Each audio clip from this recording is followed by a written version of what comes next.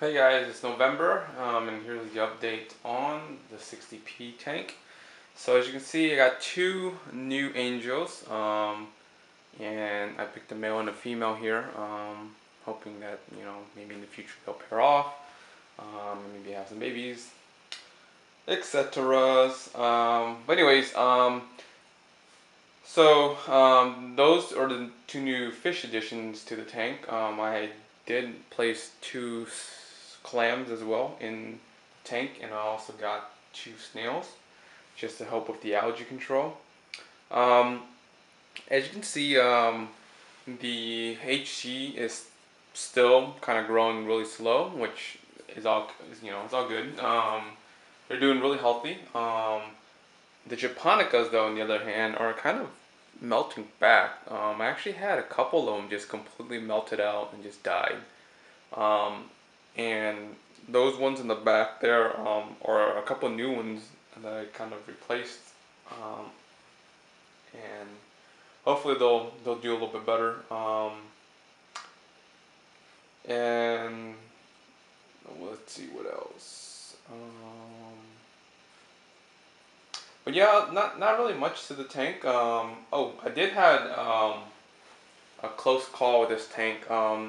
So the new CO2 regulator that I bought from Aquatech, I hooked it up on this one, and yeah, it's semi malfunctioned just a little bit,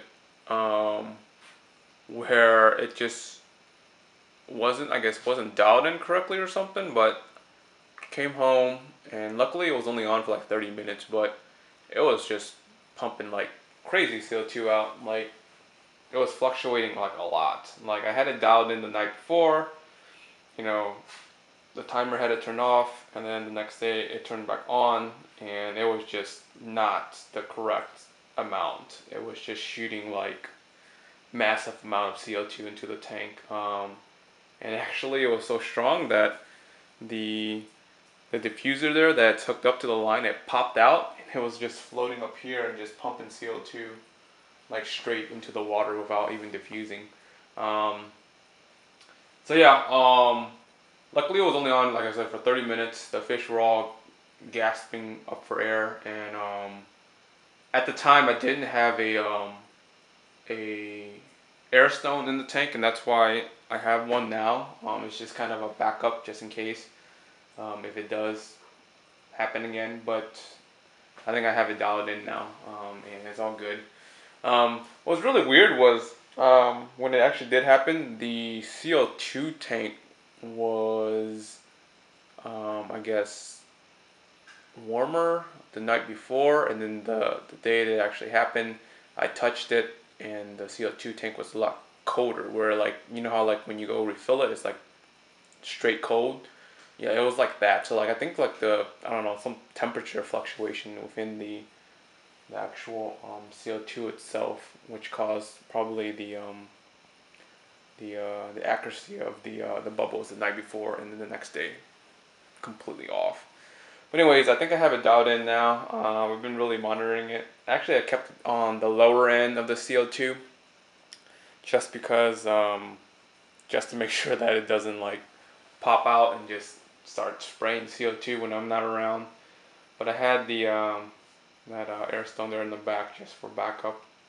So yeah, I almost lost all the fish there, but it was close, and luckily I caught it. So guys, with the CO2 tanks, be careful. Make sure that that stuff's dialed in, and actually monitor that carefully a couple of days.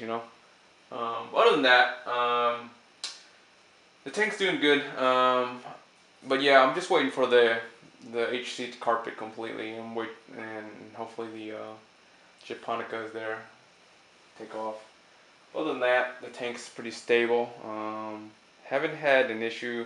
The only issue was the algae that I had to kind of get rid of, using how was it using H2O2, the peroxide spray bottle. I just did it like basically twice, and it just killed the algae like instantly. So that stuff works. if you haven't tried it before.